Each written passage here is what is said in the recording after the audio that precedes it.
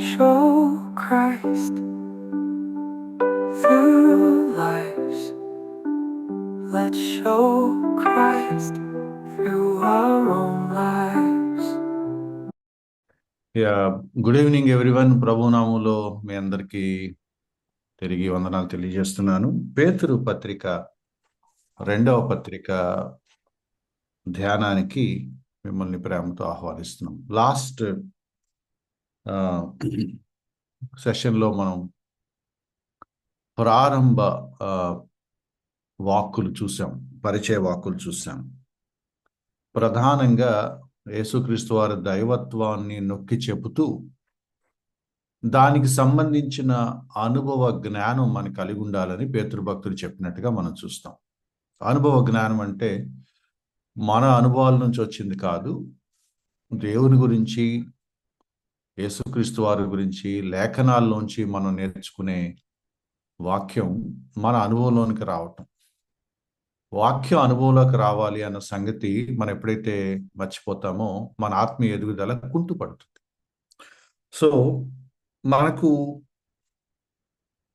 అనుభవ జ్ఞానం ఎంత ఇంపార్టెంటో పేతురు భక్తుడు నొక్కి చెప్తున్నాడు. ఈరోజు కూడా దానికి సంబంధించిన మాటలే ఇంకొంచెం లోతుగా వెళ్ళటానికి ఈ వచనాలు కనపడుతున్నాయి. అయితే 3వ వచనం అంటే 2-3 కలిపి ఉన్నాయి. నేను లాస్ట్ టైము కొన్ని కీలకమైనవి ప్రస్తావించాను కాబట్టి ఏవైతే లాస్ట్ టైం మనం ప్రస్తావించలేదో వాటిని దగ్గర నుంచి మళ్ళీ మనం ప్రారంభించుకుందాం. 3వ వచనంలో ఒక ఇంపార్టెంట్ స్టేట్మెంట్ లాస్ట్ టైం మనకు టచ్ చేయలేదు, ఎందుకంటే మనం వేరే వైపు అంటే ఒక కోణంలో డిస్కస్ చేశాం కాబట్టి డీవియేట్ అవ్వకూడదని 3వ వచనంలో సగమే మనం ఆలోచించాం. 3వ వచనం ఉన్న ప్రధానమైన మరొకటి ఏంటంటే, మనల్ని పిలిచిన వాని గూర్చిన అనుభవ జ్ఞానం మనకు కావాలి అన్న సంగతి మనం చూసాము. ఎందుకు అనేది కారణం మనం ఈరోజు చూడబోతున్నాం. ఎప్పుడైతే మనల్ని పిలిచిన వానికి వచ్చిన అనుభవ జ్ఞానం మనకు కలుగుతుందో అక్కడ ఒక రిజల్ట్ ఉంది. ఏంటది? ఆయన దైవశక్తి జీవమునకు భక్తికి కావలసిన వాటిని మనకు దయచేయుచున్నందున. ఈ 3వ వచనంలో ఇది ఒక ఇంపార్టెంట్ స్టేట్మెంట్. మనం ఎప్పుడైతే ప్రభువుని అంగీకరించామో, ఎప్పుడైతే మనం రక్షించబడ్డామో, మన ఆత్మీయ జీవితానికి అవసరమైన దైవిక శక్తి ఆయన మనకు అనుగ్రహిస్తాడట. మన భక్తికి అవసరమైనవన్నీ ఆయన ప్రొవైడ్ చేస్తాడు. మనకు కావలసిన స్పిరిచువల్ రిసోర్సెస్ అన్నీ ఆయన దయచేస్తూ ఉంటాడు. ఇది మనకు ధైర్యాన్ని, ఆదరణను కలిగించాలి. దేవుడు నమ్ముకున్న తర్వాత నా లైఫ్ ఏంటి అని అంటే, నీ ఆత్మీయ జీవితానికి అవసరమైనవన్నీ ఆయన దయచేస్తున్నాడు. జీవమునకును భక్తికిని కావలసిన వాటన్నిటినీ మనకు దయచేయుచున్నందున ఆయన ప్రొవైడ్ చేస్తున్నాడు, ఆయన దయచేస్తున్నాడు. సో ఒక ప్రోగ్రెసివ్ రూట్ మ్యాప్ మనకు కనపడుతుంది. నేను ప్రభువుని అంగీకరించిన తర్వాత నా భక్తి జీవితానికి అవసరమైనదంతా కూడా ఆయన నాకు ప్రొవైడ్ చేస్తున్నాడు. దానికి కావలసిన శక్తిని ఇస్తున్నాడు, అందుకు కావలసిన భక్తిని కూడా ఇస్తున్నాడు, జీవాన్ని కూడా ఇస్తున్నాడు. ఇది నేను గుర్తుపెట్టుకోవాలి. 4వ వచనంలో ఏమంటున్నాడంటే, వాగ్దానాలు కూడా అనుగ్రహిస్తున్నాడు. 3వ వచనంలో కావలసిన శక్తిని, దానికి కావాల్సినవన్నీ ప్రొవైడ్ చేస్తున్నాడు. 4వ వచనం ఇంకోటి యాడ్ చేస్తున్నాడు, వాగ్దానాలు కూడా ఇస్తున్నాడు. Bible is full of God's promises. నేను న్యూ ఇయర్ ప్రామిస్ల గురించి మాట్లాడట్లేదు. ప్రామిస్ అనగానే మనం అక్కడ లాక్ అయిపోయాం అన్ఫార్చునేట్గా. ఇక్కడ మాట్లాడుతుంది న్యూ ఇయర్ ప్రామిసెస్ గురించి కాదు. న్యూ ఇయర్ ప్రామిసెస్ అన్న మాటే లేదని మనం మాట్లాడు. ఇక్కడ ఉన్నది వాగ్దానములు. దేనికి? అక్కడ మీరు చూస్తే అమూల్యములు, అత్యధికములైన వాగ్దానములను అనుగ్రహించాడు. దేనికోసం అంటే 3వ వచనంలో నెరవేరటం కోసం. నేను రక్షించబడిన తర్వాత ఆత్మీయ జీవితంలో కొనసాగటానికి, మనగలగటానికి, నిలదొక్కుకోవటానికి స్థిరంగా ఉండటానికి కావలసిన కృపలు దేవుడు ప్రొవైడ్ చేస్తున్నాడు. తన జీవాన్ని ఇస్తున్నాడు, తన దైవిక శక్తిని ఇస్తున్నాడు, తన పరిశుద్ధాత్మ సహాయాన్ని ఇస్తున్నాడు, లేఖనాల ద్వారా మనల్ని బలపరుస్తున్నాడు. దాన్నే మరో రకంగా వాగ్దానాల ద్వారా మనకు సహాయం చేస్తున్నాడు. ఈ వాగ్దానాలు మనకేం చెప్తాయంటే, దేవుడు ఆత్మీయ జీవితానికి కావలసిన అడుగులు వేస్తున్నప్పుడు దేవుడు ఏ విధంగా మనకు సహాయం చేస్తాడో ఈ లేఖనాలు మనకు చెప్తా ఉంటాయి. అంటే మనం ఏం చేయాలి, ఏం చేయకూడదు, ఎలా నడుచుకోవాలి, ఏవి మానుకోవాలి, ఏవి సరిదిద్దుకోవాలి, ఏవి అలవర్చుకోవాలి, ఈ వాగ్దానాల్లో స్పష్టంగా కనపడుతుంది. ఈ వాగ్దానాలు ఊరికినే రాజకీయ నాయకుల్లాగా చెప్పే వాగ్దానాలు కావు. అంటే నేను గెలిస్తే మీకు పలానా ఏదో ఒక హామీ ఇస్తాను, ఒక పథకం ఇచ్చేస్తాను, మీరు రక్షించబడ్డాక నేను మీకు ఊరికినే నేను మిమ్మల్ని ఇలా తయారు చేసేస్తాను, అలా అంటలేదు. మారుమనసు పొందగానే నీకు ఉద్యోగం వచ్చేస్తుంది, మారుమనసు పొందగానే నువ్వు పలానా గొప్ప భక్తుడు అయిపోతావు, అలా అంటలేదు. మారుమనసు పొందటం అనేది బైబిల్ ఒక నూతన జీవితం లాగా పోల్చింది. ఒక శిశువు జన్మించినట్లు లెక్క. ఆ శిశువు జన్మించిన తర్వాత అంచెలంచెలుగా దినం వెంట దినం ఎదుగుతూ ఉండాలి, బలం తెచ్చుకోవాలి, మాట్లాడటం నేర్చుకోవాలి, అడుగులు వేయటం నేర్చుకోవాలి, అర్థం చేసుకోవడం నేర్చుకోవాలి. ఒక్కొక్క అలవాటు మెల్లగా తన క్యారెక్టర్ని షేపప్ చేస్తూ ఉంటుంది, ఎదుగుతూ ఉంటుంది. ఆ బేబీ పెరిగి పెద్ద అవుతున్న కొద్దీ అన్ని విధాల గ్రోత్ వస్తుంది, మానసికంగాను, శారీరకంగాను, జ్ఞానంలోను, ఆరోగ్యంలోను, అన్ని విధాల. తిరిగి జన్మించటం అంటే ఒక బేబీ పుట్టి ఒక పెద్ద మనిషిగా యుక్త వయసుకు వచ్చేలాగా ఎదగటం. ఆ ఎదుగుదలను బైబిల్ క్రిస్టియన్ లైఫ్ అని అంటుంది, ఆ గ్రోత్ని. మారు మనసు పొందంగానే మీరు ఇలా అయిపోతారని బైబిల్ అంటలేదు. మారు మనసుతో ప్రారంభం అవుతుంది మీ లైఫ్లో ఉన్న మార్పు. మీలో దేవుడు కార్యం చేస్తూ ఉంటాడు, మిమ్మల్ని దేవుడు రూపాంతరం చెందిస్తూ ఉంటాడు. రూపాంతరం చెందటం అనేది ప్రతిరోజు అంచెలంచెలుగా జరుగుతూ వెళ్ళే ఒక ప్రక్రియ. It's a progressive pattern. అందుకే ఇక్కడ మీరు చూడండి, ఒక నాలుగో వచనంలో ఒక ఇంపార్టెంట్ ట్రూత్ చెప్తున్నాడు. అన్నిటికీ క్షమించండి, అన్నిటికీ కీలకమైనది ఏంటంటే మన మనస్సు, మన స్వభావం.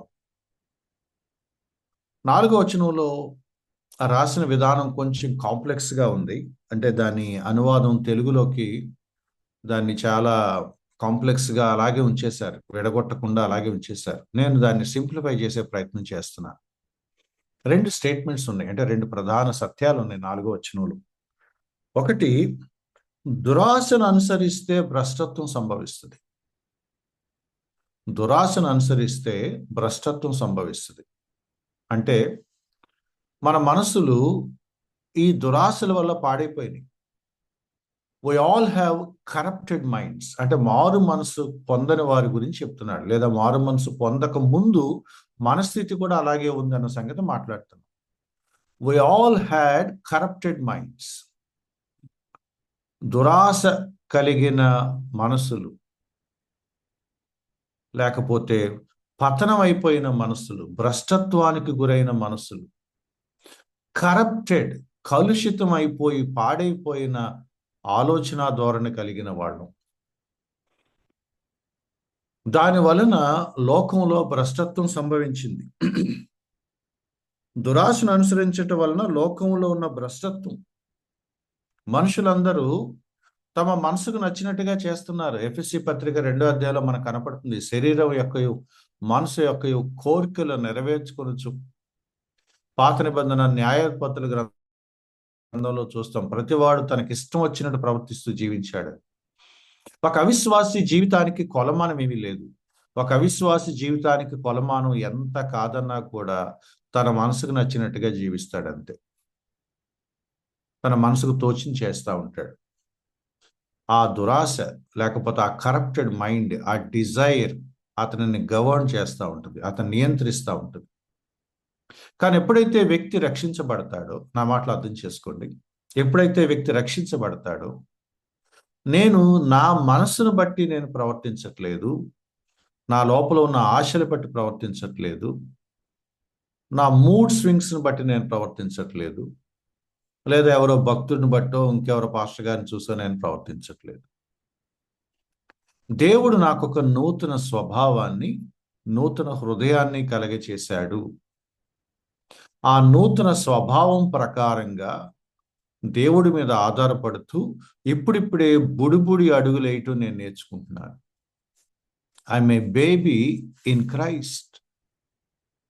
I'm a small little child in Christ. So ఇప్పుడు నేను నూతన స్వభావం వైపు చిన్న చిన్న అడుగులు వేస్తూ ఎదుగుతూ ఉంటాను. సో నేను పరిపూర్ణుడు అవ్వలేదు, కానీ పాత స్వభావం నుంచి విడుదల పొందటానికి ప్రారంభమైన ఒక న్యూ హార్ట్ అయితే దేవుడు నాకు ఇచ్చాడు. ఇప్పుడు నేను దురాశను అనుసరిస్తే లోకంలో ఉన్న భ్రష్టత్వాన్ని, 4వ వచనం ఆఖరి 2 లైన్లు చూడండి. లోకమందున్న భ్రష్టత్వాన్ని ఈ వాగ్దానముల మూలముగా నేను తప్పించుకునే ప్రయత్నం చేస్తున్నాను. ఎంత బ్యూటిఫుల్గా ఉందో చూడండి అన్నమాట. ఈ వచనం అర్థం అవటానికి నాకు చాలా కాలం పట్టింది. లోకంలో ఉన్న కరప్షన్ని నేను తప్పించుకోవాలంటే ఏం చేయాలి అంటే, ఈ వాగ్దానాలు నాకు హెల్ప్ చేస్తాయి. ఏంటా వాగ్దానాలు అంటే, కొత్త నిబంధన ప్రామాణిక వాక్యాలు, రక్షించబడిన విశ్వాసికి దేవుడిచ్చిన ఇన్స్ట్రక్షన్స్ అన్నమాట. క్రీస్తు యేసునందున్న వారికి ఏ శిక్షా విధి లేదు. ఓకే, నాకు పనిష్మెంట్ లేదు కాబట్టి నేను గిల్టీగా ఫీల్ అవ్వాల్సిన పని లేదు, దేవుడు నన్ను శిక్షించడు. మీరు క్రీస్తునందున్న యెడల మీరు నూతన సృష్టి, ఓకే, నేను న్యూ క్రియేషన్ లాగా జీవించాలి. రకరకాల స్టేట్మెంట్స్ ఉన్నాయి. మీరు దేవునికి లోబడండి, దేవుడు మిమ్మల్ని అపవాది నుంచి కాపాడుతాడు, అపవాది మీ ఎదురు నుండి పారిపోతాడు. ఓకే, అపవాది నా దగ్గర నుంచి పారిపోవాలంటే నేను ఏం చేయాలి? నేను దేవునికి లోబడాలి. Promise, but with a instruction or condition. దేవునికి బలమైన హస్తం కింద మీరు లోబడండి, మిమ్మల్ని తగ్గించుకోండి, దీన మనస్కులై ఉండండి, దేవుడు మిమ్మల్ని తగిన సమయం హెచ్చిస్తాడు. ఇట్స్ ఎ ప్రామిస్, బట్ ఒక చిన్న కండిషన్, నువ్వు తగ్గించుకో, ఆయన హెచ్చిస్తాడు. కాబట్టి నేనేం చేయాలి? ఓకే, నేను తగ్గించుకుంటాను. అపవాది ఎవరిని మింగుతానా అని చూస్తూ ఉంటాడు. మీరు జాగ్రత్తగా మెలకువగా ఉండండి, మీ చింత యావత్తు తీసుకెళ్ళి ఆయన మీద వేయండి. పేతురు భక్తుడే చెప్తున్నాడు ఈ మాటలన్నీ. ఈ పత్రికలు, ముందు పత్రికలో చూసాం మనం. కాబట్టి నేను దేవుని మీద నా భారం వేసేస్తాను, నేను దేవుడి మీద ఆధారపడతాను. So there are lot of instructions for a new believer in the New testament.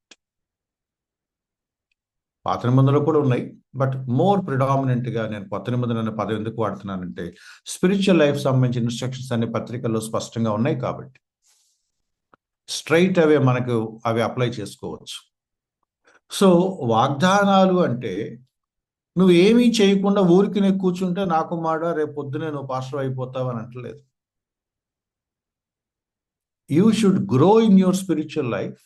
ఆ గ్రోత్కి అవసరమైన ఇన్స్ట్రక్షన్స్ నేను ఇస్తున్నాను.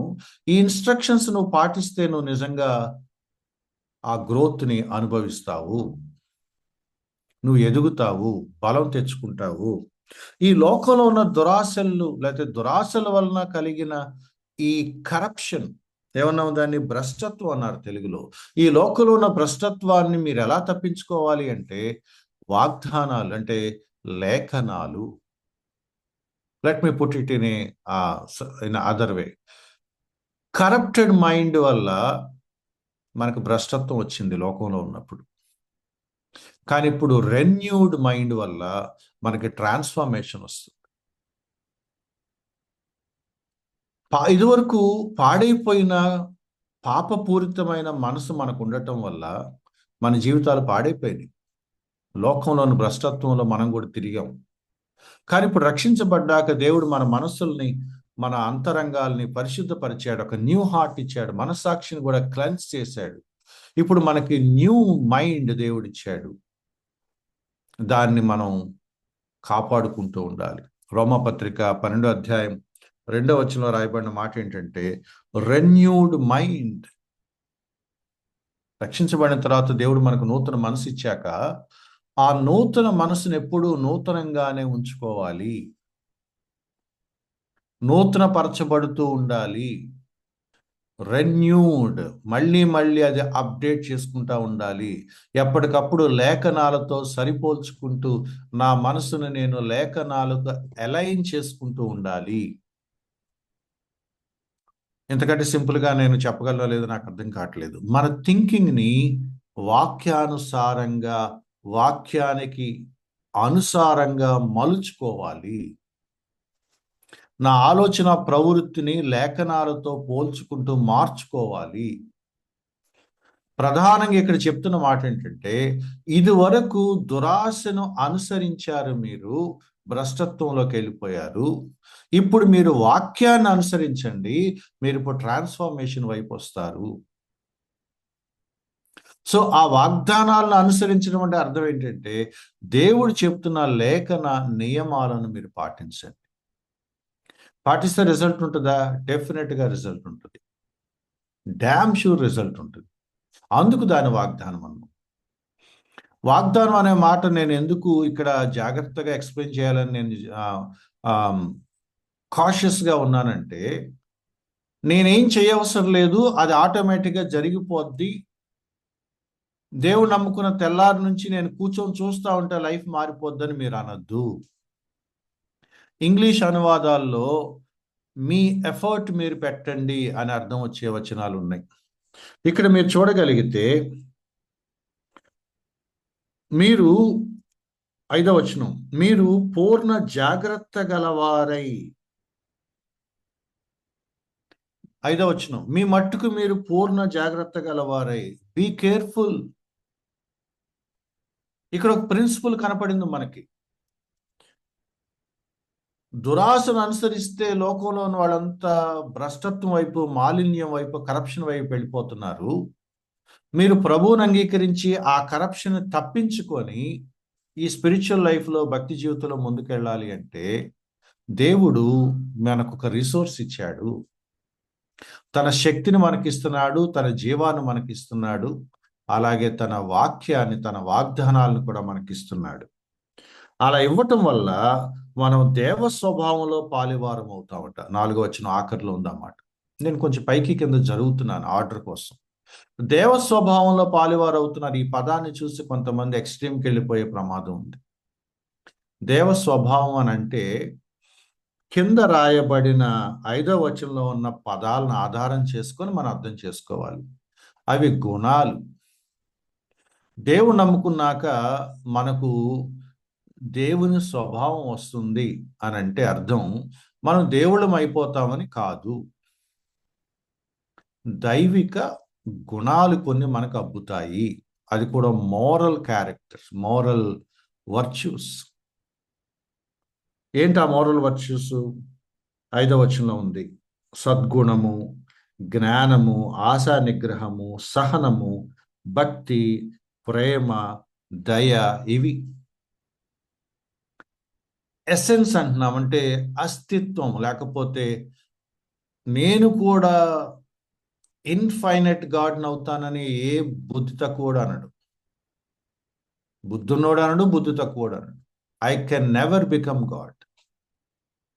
ఎవరైనా మీరు దేవుళ్ళు అయిపోతారు అని అంటే అది ఇక వాడు మెంటలోడు అనమాట. అనంతుడైన దేవుడు అత్యల్పమైన పురుగు వంటి మనిషి ఎక్కడ పోలిక? నేను ఇవాళ దేవుడు నమ్ముకున్నానని, మారుమనసు పొందానని, రక్షించబడ్డానని నేను ఇన్ఫైనైట్ గాడ్ని అయిపోతానా? కుదరదు కదా. 10వ తరగతోడు ఇంటర్ పాస్ అవ్వకుండా కలెక్టర్ అవ్వటమే జరగట్లేదు ఈ భూమి మీద. నేను దేవుడు నమ్ముకుంటే దేవుడిని అయిపోతానా? Non sense. నువ్వు దేవుడు నమ్ముకుంటే దేవుని పోలికలో నువ్వు కొంత ఎదుగుతావు. అవి మోరల్ అవి. వాటిని ఏమన్నాము? మోరల్ గ్రోత్ అంటున్నాము, మోరల్ ప్రోగ్రెషన్ అంటున్నాము, మోరల్ రెన్యూవల్ అన్నారట. అంటే నూతన పరచబడటం అనేది ఏ విషయంలో అంటే నా నైతిక ప్రమాణాలు. ఇదివరకు నేను అబద్ధాలు ఆడేవాడిని, ఇప్పుడు ఆడట్లేదు. ఇదివరకు నేను వల్గర్గా బిహేవ్ చేసేవాడిని, ఇప్పుడు చేయటం లేదు. ఇదివరకు నేను బూతులు మాట్లాడేవాడిని, ఇప్పుడు నేను అలా మాట్లాడటం నాకు నచ్చట్లేదు. ఇదివరకు నేను దొంగతనాలు చేసేవాడిని, ఇప్పుడు నేను చేయటం లేదు. ఇదివరకు నేను లంచాలు తీసుకునేవాడిని, ఇప్పుడు నేను చేయటం లేదు. ఇదివరకు డబ్బు కోసం ఏ అగాత్యానికైనా సరే వెళ్ళాలని మనసు కనిపించేది, ఇప్పుడు వద్దనిపిస్తుంది. డబ్బులు లేకపోయినా పర్వాలా, ఈ పని మనం చేయకూడదని నాకు అనిపిస్తుంది. నా ఆలోచనలో తేడా వస్తుంది, నా ప్రవృత్తిలో తేడా వస్తుంది. నేను నైతికంగా మెరుగైన జీవితాన్ని జీవించాలని కోరుకుంటున్నాను. నైతిక ప్రమాణాల మీద నాకు పెరుగుతుంది. అందుకే కొండ మీద ప్రసంగంలో యేసుక్రీస్తు వారు దాన్ని ఎంత బ్యూటిఫుల్గా అన్నారంటే, నీతి కొరకు ఆకలి దప్పులు పెరుగుతాయి మనకి. We really want to be righteous, we really want to be sincere, honest, యథార్థంగా ఉండాలని కోరుకుంటాం, నిజాయితీగా ఉండాలని కోరుకుంటున్నాం. పరిపూర్ణంగా తయారయ్యామా? అవ్వలేదు, ఆ వైపు వెళ్తున్నాం. ఇదివరకు నేను చదువుకోలేదు, నాకు చదువు అంటే ఇంట్రెస్ట్ ఉండేది కాదు, ఇప్పుడు నేను చదువుకోవాలనుకుంటున్నాను. దాని అర్థం నేను విద్యావేత్తను అయిపోయానని కాదు, బట్ ఆ ఇంట్రెస్ట్ నాలో పెరుగుతుంది, నేను ప్రారంభించాను, చదువుతున్నాను. సో దురాశను లేకపోతే భ్రష్టత్వాన్ని అనుసరించే లోకాన్ని నేను తప్పించుకొని, అదే లోకంలో ఉన్నాను కానీ ఆ లోక ప్రభావాన్ని తప్పించుకొని దేవుడి పోలికలోకి నేను రూపాంతరం చెందటానికి కావలసినవన్నీ దేవుడు నాకు సమకూర్చి పెడుతున్నాడు. That is a beautiful description of Christian life. ఏంటి క్రిస్టియన్ లైఫ్ అంటే? భ్రష్టత్వము, లోకంలో ఉన్న సిన్ఫుల్నెస్ అంతటిని తప్పించుకొని దేవుని పోలికలోకి మారుతూ అటువైపు ప్రయాణం చేసే ఒక లైఫ్ నేను ఎంచుకున్నాను. సో అది ఎలా కనపడుతుంది అంటే 5వ వచనం, ఆ హేతువు చేత. ఏ హేతువు చేత? దేవుడు నీకు తన దయనిస్తున్నాడు. అంటే 3వ వచనం ఆఖరి నుంచి వస్తున్నాను అనమాట. ఆ హేతువు చేత అంటే ఏంటంటే, దేవుడు తన దైవిక శక్తిని ఇస్తున్నాడు, తన జీవాన్ని ఇస్తున్నాడు, భక్తి కావాల్సినంతా ఇస్తున్నాడు. ఆ మాలిన్యాన్ని, భ్రష్టత్వాన్ని తప్పించుకొని దేవుని పోలికలో జీవించడానికి కావలసిన వాగ్దానాలను ఇస్తున్నాడు. ఇవన్నీ నువ్వు ఉపయోగించుకుంటూ నువ్వేం చేయాలంటే పూర్ణ జాగ్రత్త కలిగి కొన్ని విషయాలలో ఎదగాలట. ఇవి 8 అని లెక్కేశారు: విశ్వాసము, సద్గుణము, జ్ఞానము, ఆశా నిగ్రహము, భక్తి, సహనము, భక్తి, సహోదర ప్రేమ, దయ. ఇక్కడ ఒక మాట అన్నారు, ఏమన్నారంటే అమర్చుకునిడి అన్నారు. ఒక కోణంలో ఆలోచిస్తే ఏమనిపిస్తుందంటే, ఒక కిరీటానికి జ్యువెల్స్ అన్ని పేర్చినట్లుగా మీ విశ్వాసానికి ఈ వర్చ్యూస్ అన్ని కూడా అమర్చుకోండి అన్నట్టు. ఇవి లేకపోతే ఆ కిరీటం రాళ్ళు లేని కిరీటం అయిపోద్ది అనమాట. చాలా అసహ్యంగా ఉంటుంది. అంటే విశ్వాసంతో ప్రారంభమైన మీ క్రైస్తవ జీవితం సద్గుణాలలో ఎదగాలి, కొన్ని క్వాలిటీస్ రావాలి, కొన్ని గుణాలలో మీరు అభివృద్ధి చెందాలి. చివరికి వచ్చేటప్పటికి అది ఏమైందంటే లవ్ అన్నారు అనమాట. లవ్ అండ్ ఎఫెక్షన్, సహోదర ప్రేమ, దయ. ఇవి అంటే విశ్వాసంతో ప్రారంభమైన నీ జీవితం ప్రేమ వైపు, దయ వైపు అడుగులు వేయాలి. కొన్ని సుగుణాలు నీలో రూపుదిద్దుకోవాలి. దేవుడు నమ్ముకున్న తర్వాత ఒక్క సద్గుణం, సుగుణం నీ క్యారెక్టర్లో నైతికంగా కొంచెం కూడా మార్పు రాలేదు అంటే నువ్వు ఎదగలేదని అర్థం. మీరు ఆశ్చర్యంగా, చాలా ఆశ్చర్యమైన పాపం మాట ఏంటంటే, మీరు గమనించండి, ఈ 8 గుణాల ప్రస్తావన చెప్పాడు కానీ మీరు వారం వారం గుడికి వెళ్ళండి, మీరు రోజు బైబిల్ చదువుకున్న రాయలా. అంటే అవి చేయొద్దని నేను అంటల్లా. అది ఫ్రూట్ కాదు. నిజంగా మీరు మందిరానికి వారం వారం వెళుతూ ప్రార్థన చేసుకుంటూ బైబిల్ చదువుకుంటూ సహవాసం ఎదుగుతూ ఉంటే వచ్చే ఫలితం ఏంటో ఈ 8 మాటల్లో రాశారు. క్రమంగా గుడికి వెళ్ళటం దగ్గర మీరు ఆగిపోతే మీరు ఒక మతం దగ్గరే ఆగిపోయారు. క్రమంగా మీరు బైబిల్ చదువుకొని మురిసిపోతూ ఉంటే బాగానే ఉంది, కానీ ఫలితం కనపడకపోతే ఏం ఉపయోగం లేదు. క్రైస్తవ జీవితంలో మీరు ఏం చెక్ చేసుకోవాలి అంటే, నేను విశ్వాసంలో ఎదుగుతున్నానా? సద్గుణం అట. ఒక మూలార్థంలో ఏమన్నారంటే, ఒక మ్యాన్హుడ్కి కావాల్సిన క్వాలిటీస్ అన్నీ ఆ పదంలో చెప్పేశారు. అంటే రెస్పాన్సిబిలిటీ, ధైర్యం, బాధ్యత, నిర్వహణ అన్నీ వచ్చేస్తున్నాయి. అంటే సద్గుణం, ఉండాల్సిన గుణాలన్నీ ఉంటాయి అన్నమాట. నిగ్రహం, జ్ఞానం, సహనం, భక్తి, తోటి వారిని ప్రేమించటం, జాలిపడటం, దయ చూపించటం, ఇవన్నీ ఎవరి గుణాలంటే అక్షరాల దేవుడి గుణాలు. సో నేను ప్రభువుని అంగీకరించాక ప్రభు పోలికలోకి మారుతున్నాను అన్నప్పుడు మరి ప్రభు గుణాలు నాకు అలవడాలి కదా. దేవ స్వభావంలో పాలువారు అవటం అంటే నేను దేవుని అవటం కాదు, నేను దేవుని వెంబడిస్తున్నానంటానికి గుర్తుగా కొన్ని లక్షణాలు నాలో కనపడదు. ఆ చెట్టును బట్టి ఆ కాయ ఉంటుంది అంటారు. ఇది మామిడి చెట్టు అన్నప్పుడు మామిడికాయ కనపడుతుంది. అలాగే నేను ప్రభువును వెంబడిస్తున్నాను అన్నప్పుడు ప్రభువుకు సంబంధించిన లక్షణాలు ఉంటాయి. నేను నిజంగా ఎవరిలో విశ్వాసం ఉంచుతున్నాను, ఆ విశ్వాసం ఫలంలో కనపడుతుంది. నేను యేసుక్రీస్తు వారిని వెంబడిస్తే యేసుక్రీస్తు వారికి తగిన గుణాలు నాలో కనపడాలి. నువ్వు ప్రభువుని వెంబడిస్తున్నా అంటున్నావు, నీ పనులు చూస్తే వేరేగా ఉన్నాయి అని లోకం అంటుంది. ఎందుకు? ప్రభు లక్షణాలు అవి కావు కాబట్టి. సో ఇక్కడ చూడండి 8వ వచనం, ఇవి మీకు కలిగి విస్తరించిన ఎడల. లాస్ట్ సెషన్లో మాట్లాడాం మనం మన గురించి, అనుభవ జ్ఞానం మనకు కలగాలని చెబుతూ 3వ వచనం లాస్ట్లో కృపా సమాధానం మీకు విస్తరించాలి అని రాశాడు. ఇప్పుడు ఏమంటున్నాడంటే ఈ వర్చ్యూస్ అవి కూడా మీకు విస్తరించాలి అని రాస్తుంది. దేవుడి కృప ఎంత మల్టిప్లై అయ్యి మనకు అనుగ్రహించబడుతుందో మనం మన క్యారెక్టర్ విషయంలో అంత మల్టిప్లై అయ్యి అభివృద్ధి చెందాలని దేవుడు కోరుతున్నాడు. ఇక్కడ మనం గుర్తుపెట్టుకోవాల్సింది ఏంటంటే 8వ వచనం, అనుభవ జ్ఞాన విషయం అంటే అర్థం ఏంటి? ఇప్పుడు ఇంకొక డెఫినేషన్ మనకు కనపడుతుంది. నిజంగా అనుభవ జ్ఞానంలో అంటే అనుభవ జ్ఞానంలో మనం ఒక స్థాయికి వస్తున్నామని అనాలి అంటే ఈ గుణాలు మనలో కనపడాలి. యేసుక్రీస్తును కూర్చున్న అనుభవ జ్ఞానం విషయంలో సోమరులవ్వద్దు, నిష్ఫలులవ్వద్దు. సో నేను విశ్వాసంలో లేకపోతే రక్షించబడిన తర్వాత నా జీవితం పురోగమిస్తుంది, ఎదుగుదల వైపు వెళుతుంది, ఒక కన్సిస్టెంట్ గ్రోత్ నాలో కనపడుతుంది అన్నప్పుడు ఈ 8 లక్షణాలు ఉన్నాయో లేవో చూడండి అంటున్నాడు పేతురు భక్తుడు. చెక్ చేసుకోండి. ఈ గుణాలలో విస్తరించాలని దేవుణ్ణి అడగండి, జాగ్రత్త పడండి. మరి ఆశ్చర్యంగా ఆత్మఫలం అన్నాం గలతీ పత్రికలో, ఇంచుమించు అవి కూడా ఇవే మాటలు చెప్తున్నాయి.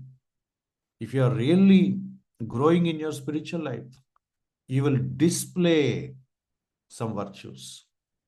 కొన్ని ఫలాలు నీ లైఫ్లో కనపడతాయి, కొన్ని క్వాలిటీస్ నీ లైఫ్లో కనపడతాయి. అన్ఫార్చునేట్గా స్పిరిచువల్ లైఫ్లో నువ్వు ఏం క్రియలు చేసావో, నీ అచీవ్మెంట్స్ ఏంటని లోకం అడుగుతుంది.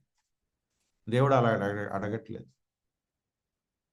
నీ అచీవ్మెంట్స్ అడగట్లేదు, నీ క్వాలిటీస్ ఏంటని అడుగుతున్నాడు. నువ్వు ఆశానిగ్రహం నేర్చుకున్నావా అని అడుగుతున్నాడు. నువ్వు సద్గుణంలో వర్ధిల్లుతున్నావా అని అడుగుతున్నాడు.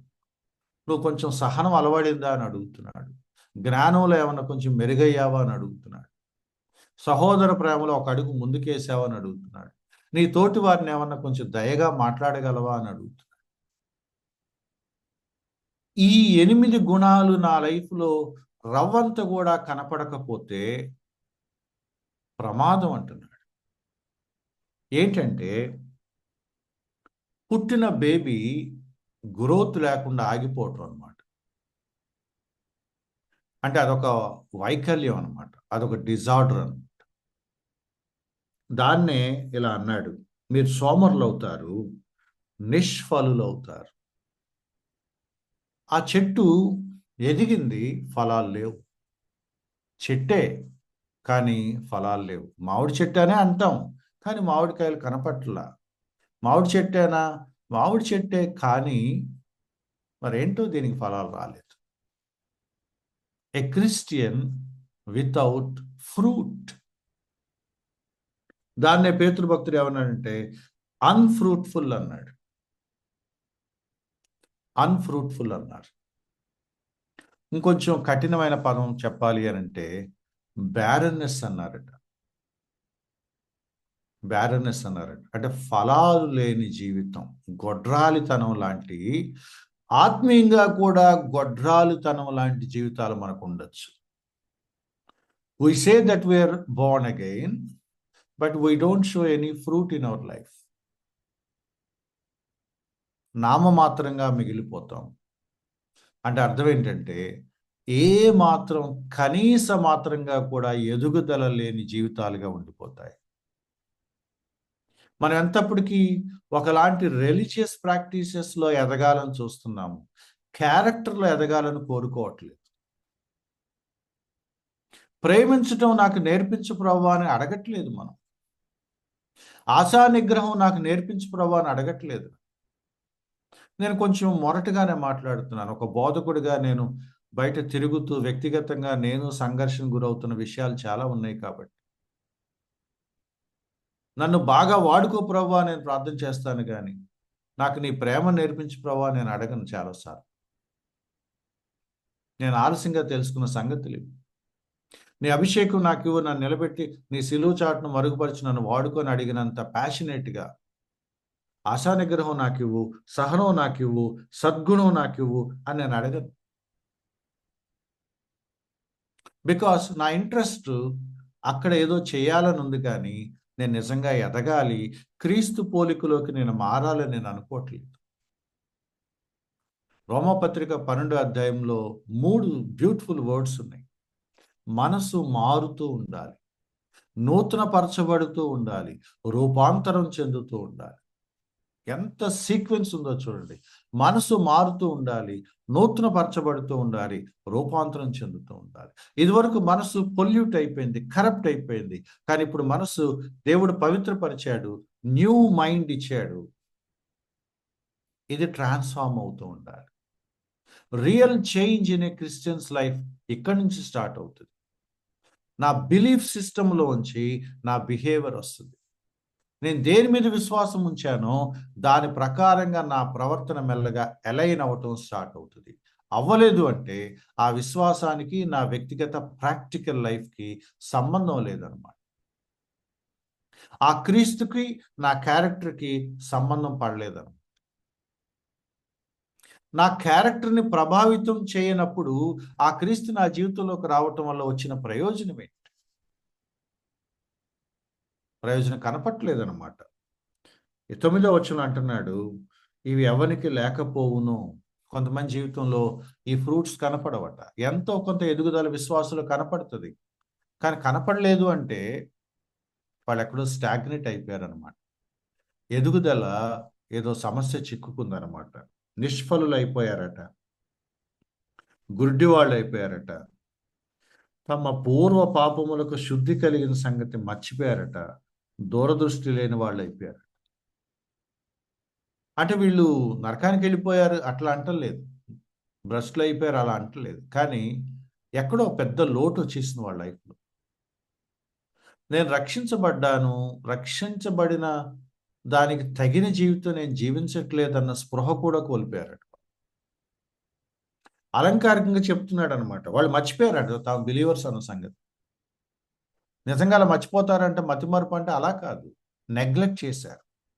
నేను ప్రభువుని అంగీకరించాను, ఇప్పుడు నేను ప్రభు పోలికలోకి ఎదగాలి అన్న తృష్ణ వాళ్ళలోకి రాలేదు.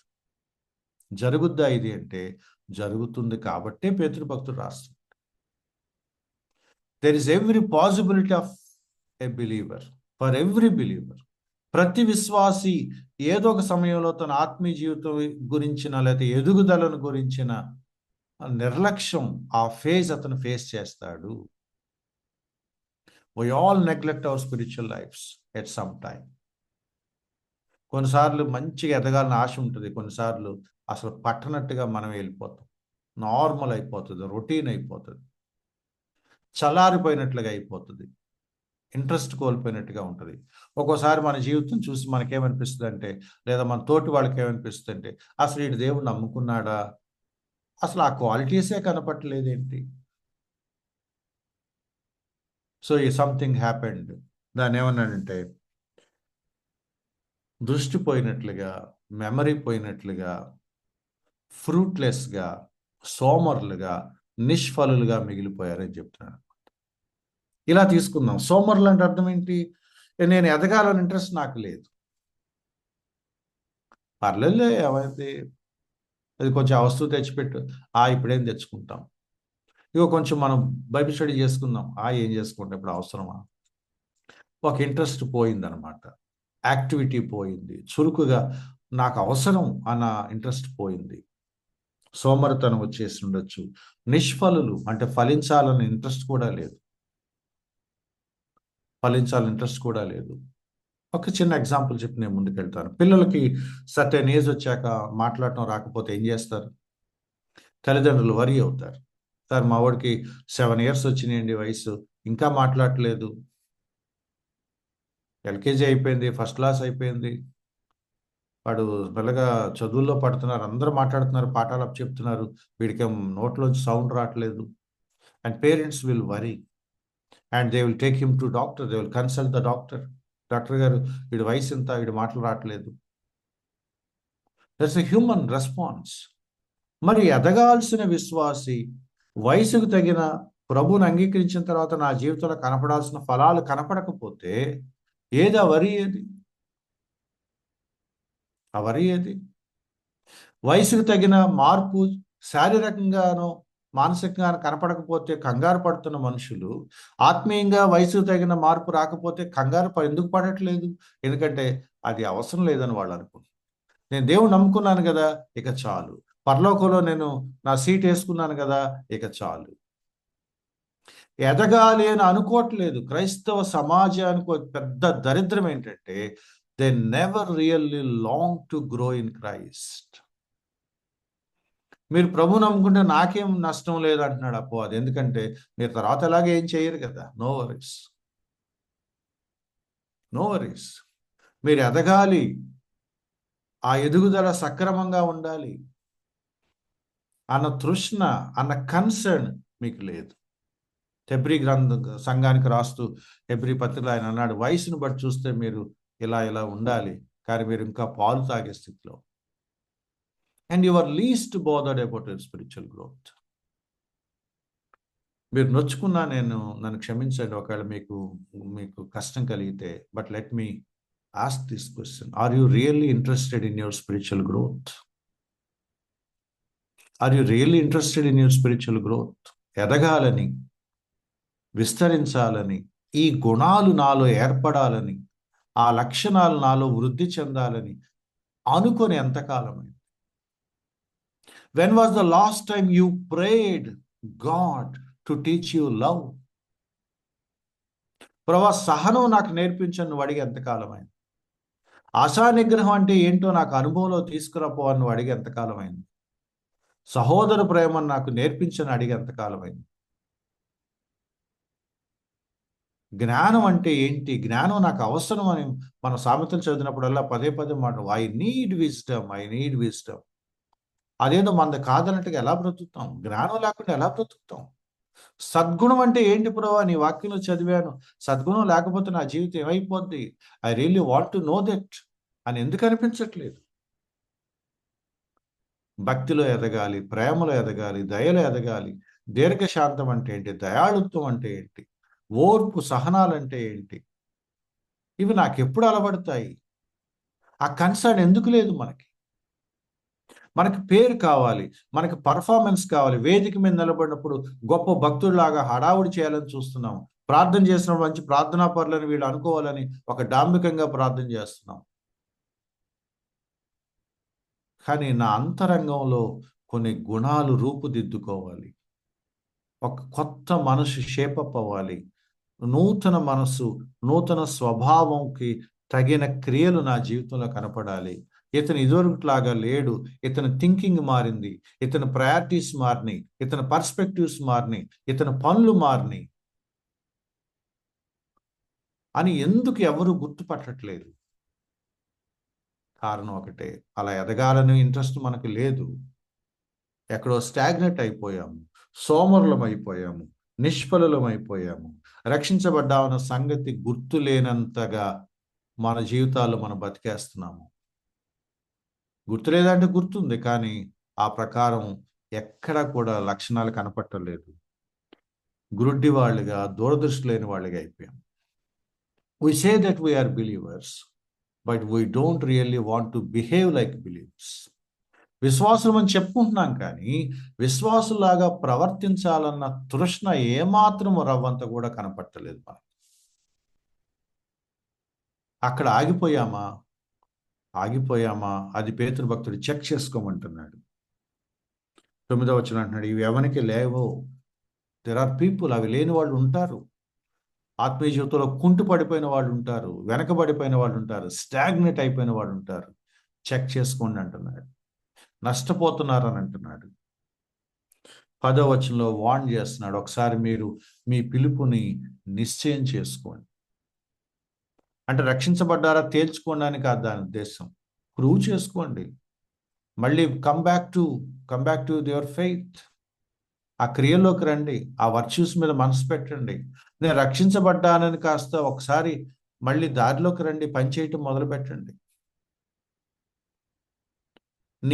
నీ విశ్వాసాన్ని కనపరుచుకో. నువ్వు నిజంగా తిరిగి జన్మించావా? కాస్త దృష్టి పెట్టాల్సిన విషయాల మీద కాస్త దృష్టి పెట్టు. Back to Christ. అప్పుడు ఒక వాగ్దానం చేస్తున్నాడు. 11వ వచనం, మీరిట్టి క్రియలు చేరువారైతే ఎప్పుడు నువ్వు తొట్టిల్లరు. అంటే ఎప్పుడు పాపం చేయరు అని కాదు దాని ఉద్దేశం. మీకు దేవుడికి దూరం అవ్వరు. మన పైన మాట్లాడుకున్న భ్రష్టత్వం వైపు మీరు వెళ్ళరు. లోక మాలిన్యంలో కలిసిపోరు, స్టాగ్నేట్ అయిపోరు. అప్ అండ్ డౌన్స్ ఉంటాయి లైఫ్లో, కానీ క్రీస్తుకు దూరం అవ్వరు.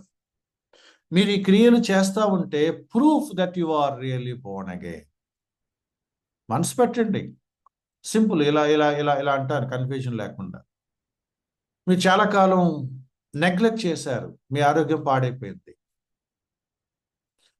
పేతురు భక్తుడు అంటున్నాడు, మళ్ళీ నువ్వు కొంచెం వ్యాయామం చేయి, మళ్ళీ నువ్వు కొంచెం ఎక్సర్సైజ్ చేయి, మళ్ళీ కొంచెం నీ శరీరానికి పనిపెట్టు అండ్ బికమ్ హెల్దియర్.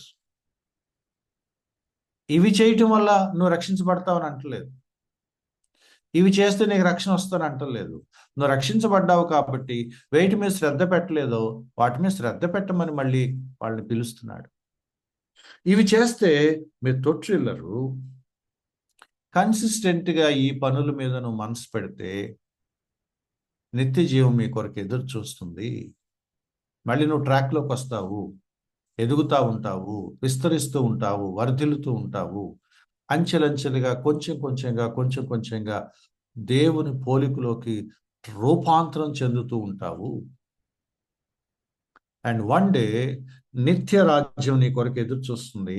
అందులోకి నువ్వు ప్రవేశాన్ని పొందుతావు. నేను మళ్ళీ గుర్తు చేస్తున్నాను, రక్షించబడిన వ్యక్తి ఈ గుణాల మీద మనసు పెడుతున్నాడు కాబట్టి నిత్య జీవానికి వెళ్తున్నాడు, కానీ ఈ పనులు చేయటం ద్వారా నిత్య జీవానికి వెళ్ళట్లేదు. ఇవి విశ్వాసి చేయాల్సిన బాధ్యతలు. ఈ బాధ్యతల వల్ల విశ్వాసికి రక్షణ రావటం లేదు. రక్షించబడిన విశ్వాసి మనసు పెట్టాల్సిన సంగతి లేదు. క్రియల ద్వారా రక్షణ కాదు, రక్షణ పొందావు కాబట్టి క్రియలు చేయాలి. ఇవి నీ రెస్పాన్సిబిలిటీస్. ఇవి నువ్వు దృష్టి పెట్టాల్సిన విషయాలు. నిత్య రాజ్యంలో నీకు ప్రవేశం కలుగుతుంది. సో విశ్వాసం ఏం చేయాలంటే, నేను నిజంగా రక్షించబడిన తర్వాత దృష్టి పెట్టాల్సిన విషయాల మీద నేను మళ్ళీ శ్రద్ధ చూపించాలి. ఎక్కడ ఆగిపోయానో అక్కడ మళ్ళీ నేను కొంచెం ఎఫర్ట్ పెట్టాలి. నేను మళ్ళీ బాధ్యత తీసుకోవాలి. మళ్ళీ నా వ్యాయామం ప్రారంభించాలి. నేను మనసు పెట్టాల్సిన క్వాలిటీస్ కొన్ని ఉన్నాయి. వాటి మీద నేను మనసు పెట్టి ఆ గుణాలలో నేను ఎదగాలి, వర్ధిల్లాలి. 12వ వచనం, ఈ వచనం కూడా చూపించి క్లోజ్ చేస్తాను. మీరు ఈ సంగతులను తెలుసుకుంటే, మీరు అంగీకరించిన సత్యంలో స్థిరంగా ఉంటే, దట్స్ గుడ్ థింగ్. మీరు అంటే పేతురు భక్తుడు ఎవరికైతే ఈ ఉత్తరం రాశాడో వాళ్ళు నిజంగా చాలా దారుణంగా పడిపోయిన స్థితిలో ఉన్నారని రాయట్లా. ఏం జరుగుద్దో, ఇలా అయితే ఏం జరుగుద్ది, అలా అయితే ఏం జరుగుద్దో ఒక కేస్ స్టడీ చెప్పాడు. ఈ సంగతులను తెలుసుకొని మీరు అంగీకరించిన సత్యమందు స్థిరపరచబడి ఉన్నను. మీరు బాగానే ఉన్నారు.